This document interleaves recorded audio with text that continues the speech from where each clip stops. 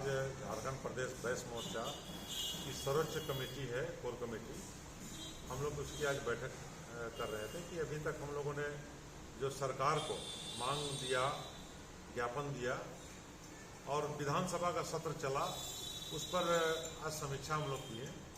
तो चूँकि हम लोग पाएँ कि चाहे वो 27% आरक्षण हो, चाहे बैस समाज की जमीन का लूट का मामला हो, या फिर कोरोना काल में जो दुकानदार डूब गए हैं, बर्बाद हो गए हैं,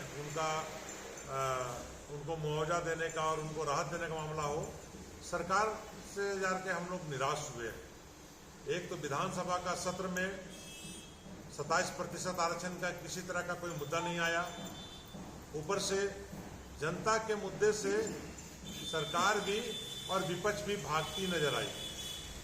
हम लोग आज के इस बैठक में इस बात से काफ़ी दुखी हैं कि विधानसभा का सत्र नेताओं का आपसी लड़ाई का वो केंद्र बन गया है। जनता के सवाल, जनता के मुद्दे वहां गौण हो गए। इसीलिए हम लोग इस बात को लेकर के फिर से सड़कों पर जाने के लिए अब हम लोग निर्णय ले रहे हैं।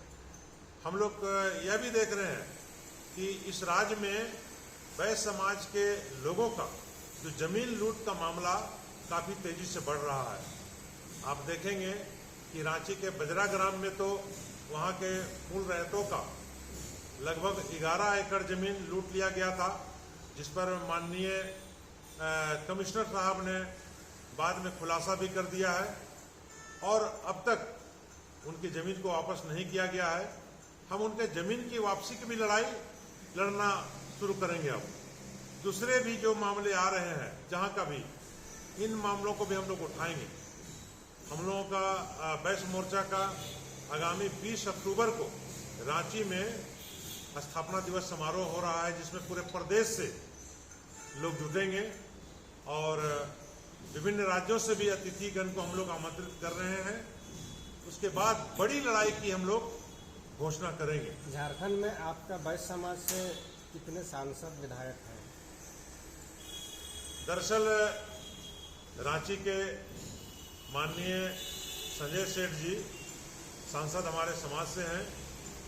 राज्यसभा के भी सांसद माननीय श्री धीरज साहू हैं और श्री महेश पोद्दार जी हैं। विधायक भी 8 हैं।